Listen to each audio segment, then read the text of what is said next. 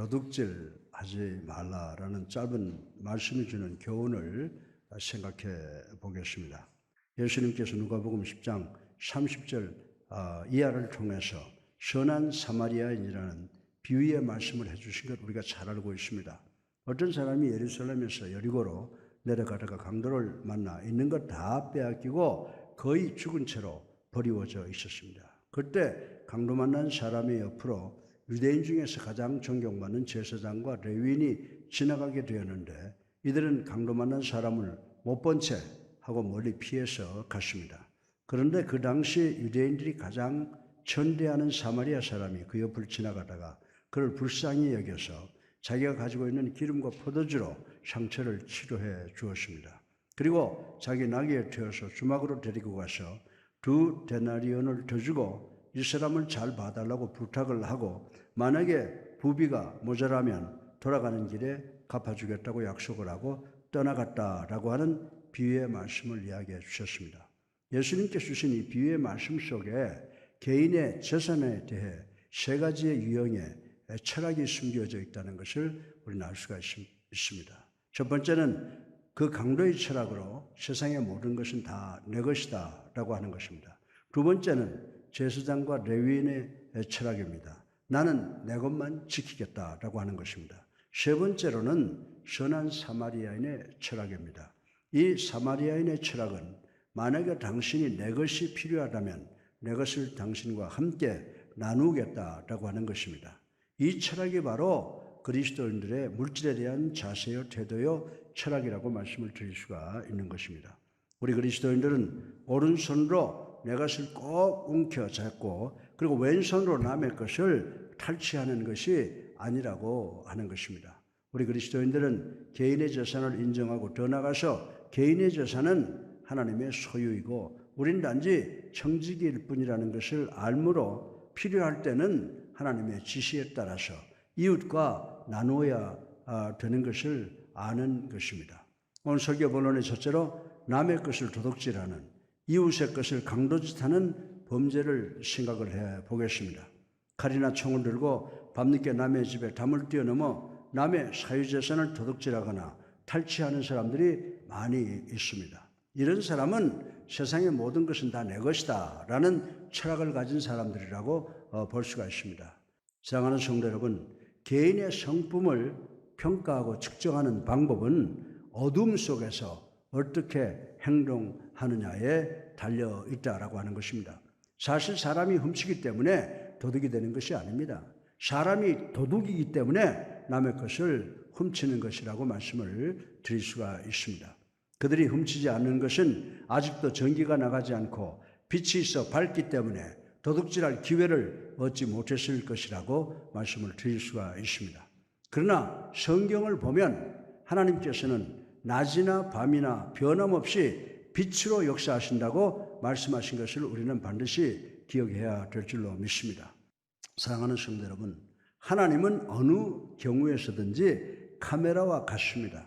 여러분들이 편의점에 가서 껌을 하나 슬쩍 주머니에 넣었든지, 여러분이 길거리에서 소매치기를 한다든지, 여러분이 남의 집에 들어가서 도둑질을 한다든지, 아니면 은행을 들어가서 은행을 털다든지, 아니면 선한 일을 행한다든지, 하나님께서는 불꽃 같은 눈으로 밤이나 낮이나 빛같이 모든 것을 보실 수 있고 기록하고 나타내고 계시다라고 하는 것을 성경이 우리들에게 가르쳐주고 있습니다. 전전능하신 하나님께서는 도둑질하지 말라고 하셨습니다. 그런데 많은 사람들이 크고 작든 간에 사기를 치고 있으나 사람들은 자신들이 도둑질하고 있다는 것을 의식하지 못하고 살아가고 있다라고 하는 것입니다. 예를 들어서 노동하는 사람이 정직하게 최선을 다하지 못하는 사람들이 우리 주변에 참으로 많이 있습니다. 사랑하는 성도 여러분, 우리 다 같이 골로새서 3장 22절을 함께 읽어 보겠습니다. 종들아, 모든 일에 육신의 상전들에게 순종하되 사람을 기쁘게 하는 자와 같이 눈가림만 하지 말고 오직 주를 두려워하며 성실한 마음으로 하라. 아멘. 여러분들, 이 말씀의 의미가 뭔지 아세요? 이 말씀의 의미는 여러분이 일터에 가서 열심히 일하지 않고 깨부리고 게으름 피우고 건성으로 한다면 여러분은 바로 도둑질하지 말라라는 계명을 어기는 사람이 될 것이라고 말씀을 하고 있는 것입니다. 여러분이 사기를 쳐서 월급을 받는다는 의미라고 하는 것입니다. 반대로 야고보서 5장 4절에 보면 보라 너희 밭에서 추수한 일꾼에게 주지 아니한 싹이 소리 지르며 그 추수한 자의 우는 소리가 만군의 주의 귀에 들렸느니라 라고 하고 있습니다. 이 말씀의 의미는 뭡니까? 이 말씀이 주는 의미는 요즘에 많은 고용주들이 가능하면 싼 임금을 주기 위해서 불법 체류자들을 채용하고 노동비를 착취하는 경우가 있는데 이 경우는 도둑질하지 말라는 계명을 어기는 것이 된다고 성경은 우리들에게 가르쳐 주고 있습니다.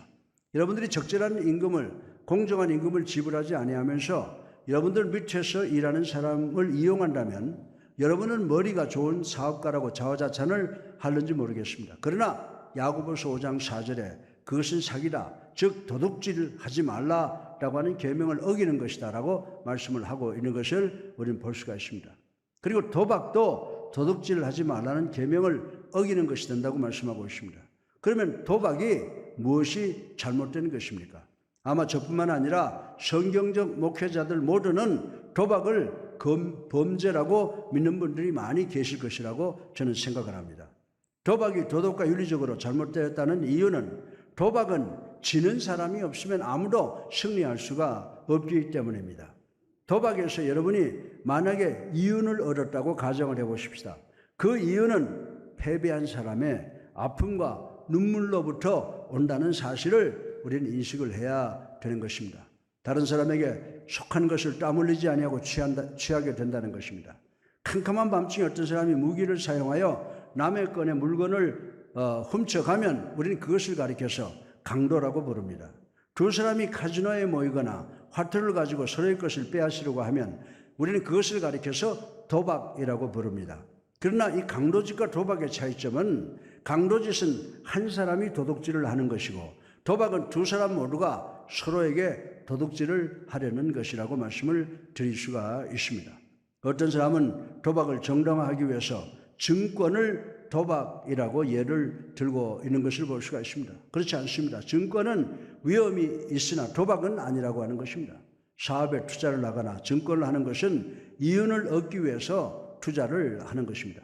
이런 사람은 적어도 주는 것이 없이 얻기를 원치 않습니다. 그러나 도박은 주는 것이 없이 얻으려고 하는 시도라고 말씀을 드릴 수가 있는 것입니다. 에레미야 22장 13절에 남의 것을 적절한 대가를 치르지 않고 취득하는 자는 화를 입게 된다라고 분명히 말씀을 하고 있습니다. 다시 말해서 남의 소유를 적당한 대가를 치르지 아니하고 자기 것으로 만들려고 하는 정신은 도둑질하지 말라는 계명을 어기는 것이라고 성경은 분명히 우리에게 가르쳐 주고 있습니다. 그리고 남의 빚을 갚지 않는 행위도 도둑질하지 말라는 계명을 어기는 것이라는 사실을 우리는 알아야 됩니다. 여러분들 로마서 10장 8절에 보면 피차 사랑의 빚 외에는 아무에게도 아무 빚도 지지 말라라고 바울 선생은 말씀을 하고 있습니다. 여러분 중에 갚을 능력이 없고 서로가 그 상황이 형편이 이해된 관계가 아니고 남의 빚을 안 갚으면 도둑질하지 말라는 계명을 어기는 것 같은 것인 줄로 분명히 이해하시길 바랍니다. 여러분들이 월부로 물건을 샀습니다. 은행에서 돈을 빌렸습니다. 그 할부금과 이자를 내는 날이 지나도 아무 조치를 취하지 않고 있으면 그때부터 여러분은 빚진 자가 된다는 말씀인 것입니다. 여러분들은 돈이 있으면서 갚기를 거부하는 사람이 어디 있을까라고 생각하시는 분들이 계시죠. 현대인들 중에 월부 할부금이나 집세를 그리고 빌린 돈을 의도적으로 갚지 않은 사람들이 여러분의 생각보다는 훨씬 더 많다는 것을 여러분들은 인식을 해야 됩니다. 이들은 이런저런 이유 때문에 월부, 할부, 집세 그리고 빌린 돈을 의도적으로 미루는 경우가 많이 있다는 것입니다. 사랑하는 성도 여러분, 남에게 빚진 것이 있으면 가능한 한 신속한 날짜에 갚아야 됩니다. 이것은 빚진 자의 의무입니다. 여러분들이 빚진 자가 된다든지 빌린 것을 되돌려주지 않아서 비난의 대상이 된다면 여러분은 도둑질하지 말라는 계명을 어기는 자가 된다고 성경은 분명히 우리에게 가르쳐 주고 있습니다. 그리고 남을 중상모략하는 것도 도둑질하지 말라는 계명을 어긴 것이 된다고 말씀을 하고 있습니다. 이것은 바로 남의 명예나 이름을 도둑질하는 경우입니다. 보다 구체적으로 말씀드린다면 남을 중상하고 모략함으로 남의 좋은 이름과 명예에 먹칠을 한 경우가 있느냐라고 하는 것입니다. 사랑하는 성도 여러분, 하나님께서 주신 주변을 중상하고 모략하는 것을 가장 미워하시는 분이십니다. 따라서 우리 교회에서만큼은 남자나 여자가 모여 앉아서 없는 사람의 말을 하는 것을 자제해 주시기를 주님의 이름으로 부탁을 드립니다. 좋은 이름과 명예는 물질보다는 훨씬 더 중요하고 귀한 것입니다. 따라서 인간들이 돈이나 어떤 물질을 훔치는 것보다 좋은 이름이나 명예를 중상모략으로 인해서 훔치는 것은 더 큰 죄가 된다고 성경은 우리들에게 가르쳐 주고 있습니다. 그리고 학생들 중에서 학교에서 부정행위를 하는 경우도 도둑질하지 말라는 계명을 어기는 것이 된다는 것입니다. 학생들은 보통 아이고 목사님 개똥이도 소똥이도 다 아는데 뭐요? 라고 가볍게 생각하는 경우가 있습니다. 그러면 개똥이와 소똥이가 잘못된 것입니다. 사랑하는 성도 여러분, 여러분이 도둑질하면 여러분 언제나 지는 사람이 되고 맙니다. 학교에서 부정행위를 하는 학생은 자기 자신을 속이는 사람이 되는 것입니다. 사랑하는 성도 여러분, 여러분이 공부를 하지 아니하면 알 수가 없습니다. 어쩌면 공부하지 않으면 나쁜 성적을 받거나 낙제를 하는 것이 부정행위를 하는 것보다는 훨씬 나을는지 모르겠습니다. 여러분 중에 우리 모두는 어떻게 하든지 살아남아야 됩니다. 나는 졸업을 해야 됩니다. 라고 말하고 싶은 분이 계실 줄로 압니다. 사랑하는 성도 여러분, 그렇습니다. 그러나 사람은 반드시 죽어야 합니다. 그리고 결국은 심판대 위에 서야 하며 하나님을 만나게 된다라고 하는 것입니다. 다른 사람의 믿음을 훔치는 것도 도둑질하지 말라는 계명을 어기는 것이 된다는 것입니다.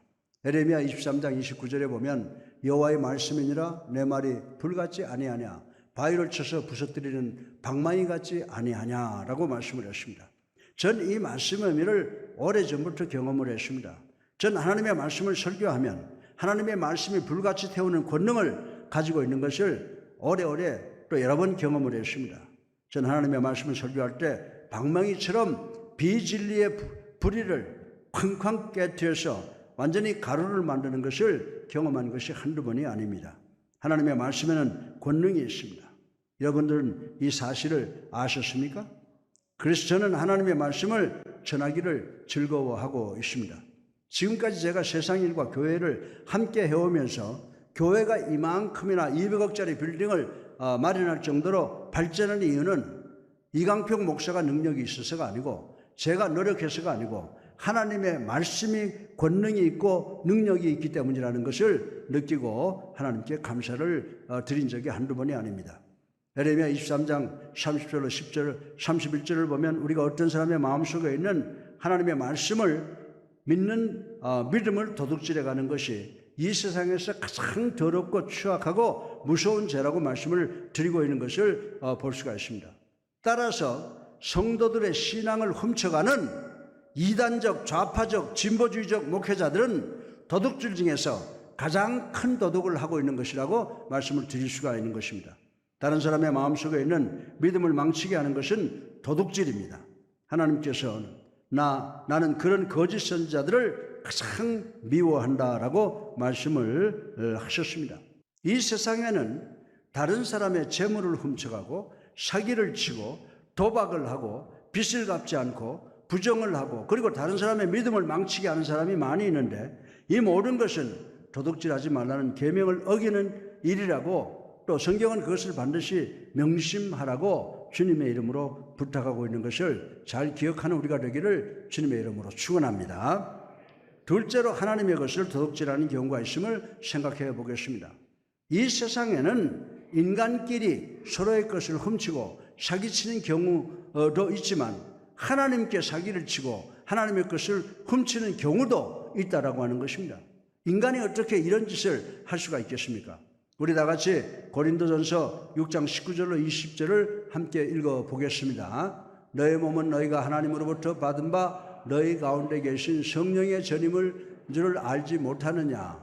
너희는 너희 자신의 것이 아니라 값으로 산 것이 되었으니 그런즉 너희 몸으로 하나님께 영광을 돌리라. 아멘.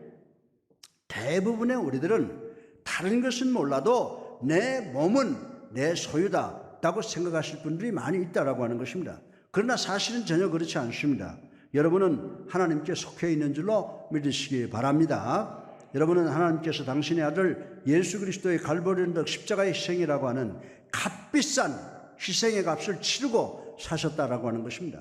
제가 여러분에게 속한 그 어떤 것을 사용을 했는데 잘못 사용하고 남용했다면 나는 여러분의 소유를 도둑질한 사람이라고 말씀을 드릴 수가 있습니다. 마찬가지로 여러분의 육체와 마음과 영혼은 그리고 여러분의 삶은 하나님께 속한 것입니다. 그런데 여러분이 여러분의 육체와 마음과 영혼과 삶을 잘못 사용하고 망가지게 하고 그리고 낭비하고 있다면 여러분은 하나님께로부터 모든 것을 훔치는 것이 된다라고 하는 것입니다. 너희는 너의 소유가 아니라 내 소유다라고 하시는 것입니다. 너는 내가 만들었으므로 내 것이요 너는 내가 내 독생자를 값으로 주고 너희를 다시 샀기 때문에 너희들은 내 소유다라고 말씀을 하시고 계신다라고 하는 것입니다. 따라서 여러분은 여러분의 소유가 아니라 하나님의 소유인 줄로 믿으시기를 주님의 이름으로 축원합니다. 마음과 뜻과 정성과 힘을 다해 순종하고 헌신하기를 거부하면 여러분은 하나님께 도둑질하는 것이 되는 것입니다. 여러분은 모든 삶과 소유의 권한을 주님께 드렸습니까?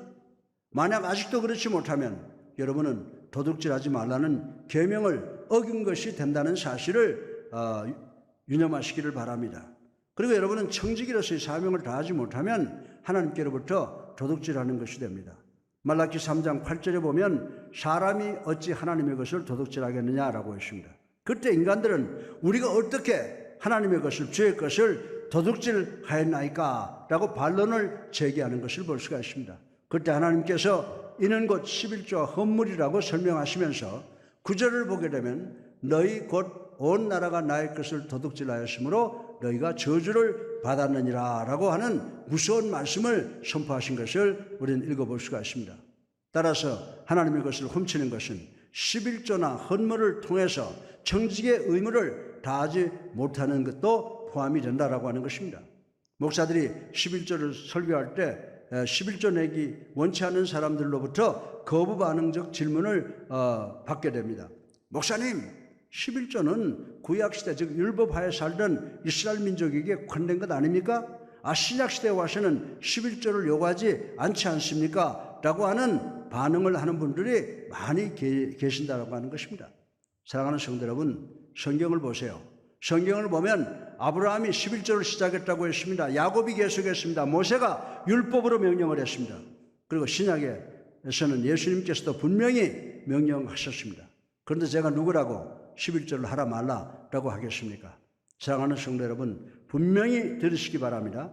구약 성경에는 단지 10분의 1을 하나님께 바치라고 했지만 신약 성경에서는 모든 것을 다 하나님께 바치라고 명령을 하고 있는 것을 우리는 기억을 해야 된다라고 하는 것입니다.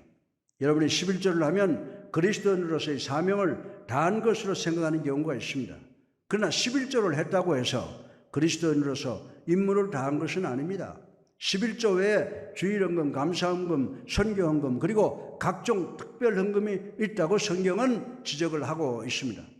어떤 그리스도인들은 겨우 11조를 하고 자기 임무를 다한 것으로 생각을 합니다마는 이는 하나님을 만홀히 여기는 행위라고 저는 분명히 말씀을 드리고 싶은 것입니다.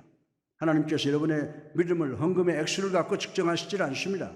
하나님께서 여러분의 소유와 헌금의 균형을 보시고 여러분의 믿음을 측정하시는 줄로 믿으시기를 주님의 이름으로 축원합니다. 11조는 하나님을 위해서 여러분의 것을 드리는 것이 아닙니다. 하나님께 드리는 11조는 여러분의 축복을 위해서 드리는 것이라는 것을 우리는 알아야 됩니다. 그래서 말라기 3장 10절을 한번 우리 다 같이 한번 읽어보십시다. 시작. 만군의 여호와가 이르노라 너희의 온전한 11조를 창고에 들여 나의 집에 양식이 있게 하고 그것으로 나를 시험하여 내가 하늘 문을 열고 너희에게 복을 쌓을 것이 없도록 붙지 아니하나 보라. 아멘. 설명이 필요 없는 말씀으로 여러분이 잘 이해하실 줄로 믿습니다.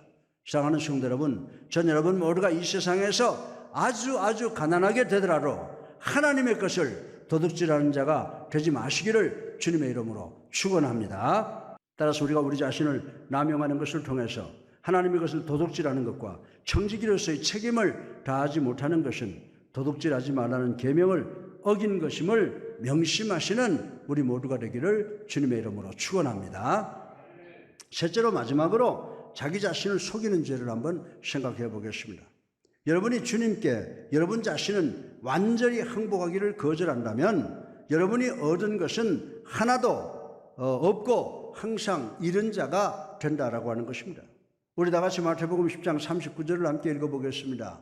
자기 목숨을 얻는 자는 잃을 것이요 나를 위하여 자기 목숨을 잃는 자는 얻으리라. 아멘. 이 말씀의 의미는 우리가 하나님께 드리는 것은 곧 자기에게 주는 것이 된다는 말씀인 줄로 믿으시기 바랍니다. 그러나 우리가 하나님께 드리는 것을 거절하면 우리는 모든 것을 잃는 자가 된다는 성경 말씀입니다. 바꿔서 말하면 우리가 하나님을 속이면 우리들이 다른 사람을 속이는 것보다 우리 자신을 속이는 것을 통해서 더 불행한 사건을 만나게 된다는 말씀인 것입니다. 에레미야 5장 25절에 너희 허물이 이러한 일들을 물리쳤고 너희 죄가 너희로부터 좋은 것을 막았느니라 라고 하는 무서운 말씀이십니다. 하나님께서는 우리 모두를 대단히 사랑하십니다. 그래서 당신의 독생성자 예수 그리스도를 이 땅에 보내셔서 십자가 위에서 돌아가시게 했습니다. 하나님께서 우리를 이만큼이나 사랑하셨습니다. 그런데 우리들은 그런 하나님을 믿는 것을 주저하고 있습니다. 우리들은 이런 하나님께 우리 자신을 바치는 것을 주저하고 있습니다. 여러분들이 하나님을 믿고 하나님께 모든 것을 바치게 될 때 하나님과 인간과 자기 자신에게 도둑질함으로 얻어지는 모든 걱정과 근심과 불안과 고통과 고난이 다 사라지고 여러분들에게는 기쁨과 즐거움과 평안과 소망 그리고 행복을 주신다고 하는 사실을 꼭 기억해야 된다라고 하는 것입니다. 그렇다면 자기 자신을 속이는 자가 얼마나 불행한 존재입니까? 에레미야는 너희 죄가 너희로부터 좋은 것을 막았느니라 라고 말씀했습니다. 다시 말해서 죄가 우리 자신을 속이게 한다는 말씀인 것입니다. 미국의 오클라호마 시티 어느 아파트에서 대단히 큰 불이 일어났습니다. 소방대원이 구할 수 있는 사람은 다 구해냈습니다. 그런데 한 여인이 나와서 소방대원을 붙잡고 소방관 아저씨, 저는 저 불타는 아파트에 다시 들어가야 됩니다. 저 아파트 안에 내가 사랑하는 아기가 있습니다라고 반실성해서 통곡을 했습니다.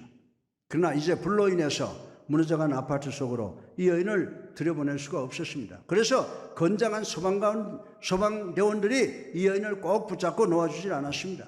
그 여인은 사정을 합니다. 저 아파트 안에 제 아기가 있단 말입니다. 저를 좀 들어가게 해주세요라고 간청을 합니다. 그러나 아무도 그녀를 놓아주지를 않습니다. 그때 그 모습을 본 그리스도인인 소방관이 제가 이 여인을 대신해서 들어가지요라고 하고 불 속으로 뛰어 들어갔습니다. 그 아파트 안에는 연기로 각 차서 앞도 보이지 않고 숨도 쉴 수가 없었습니다. 그러나 그녀의 안방에 가니 아기 침대 위에 담요에 쌓인 아기가 있었습니다. 그래서 이 소방관은 기쁜 마음으로 조심스럽게 그리고 부드럽게 그 아기를 안고 불길 속을 헤치고 뛰어나왔습니다. 모두가 기쁨의 환성을 지릅니다. 이 소방관은 담요에 쌓인 아기를 어머니에게 안겨주었습니다. 그 어머니는 기쁨과 감격과 감사로 그 담요에 쌓인 아기를 받았습니다. 그러나 그 순간 그녀는 통곡을 하면서 소방관 아저씨, 이 아기는 내 아기가 아니라 내 아기가 가지고 놀던 인형입니다 라고 하면서 통곡을 했다고 하는 것입니다. 이미 아파트는 화염 속으로 그 자취를 감추고 버리고 말았습니다. 사랑하는 성도 여러분, 저는 이 세상에 이보다 더 불행한 사건은 없다고 생각을 합니다. 그러나 이보다 더 불행한 사건이 꼭 하나가 있을 수가 있습니다. 그것은 예수님께서 재림하셔서 예수님이 심판주가 되실 때 우리가 주님인 줄 알고 평생을 따라왔는데 그것이 예수님이 아니고 예수님의 인형이었다면 이런 삶은 모두가 예수 그리스도의 그림자만 본 것에 불과하다라고 하는 것입니다. 사랑하는 성도 여러분, 이보다 더 큰 불행한 사건은 우리의 삶 속에 없을 것이라고 생각이 됩니다. 마지막 심판대 위에 섰을 때 오직 우리 주님께서만이 주실 수 있는 기쁨과 평안과 소망을 여러분 자신을 속임으로 인해서 상실했다는 것을 깨달으면 이보다 더 큰 불행은 없을 것이라고 생각이 되어집니다. 따라서 처음부터 자신을 속임으로 도둑질하지 말라는 계명을 어기지 마시고 예수님을 여러분의 구세주로 살아계신 하나님의 아들로 믿는 마음으로 열심히 사셔서 도둑질하지 말라는 계명을 완벽하게 지키시고 복받는 여러분들이 되시기를 주님의 이름으로 축원합니다.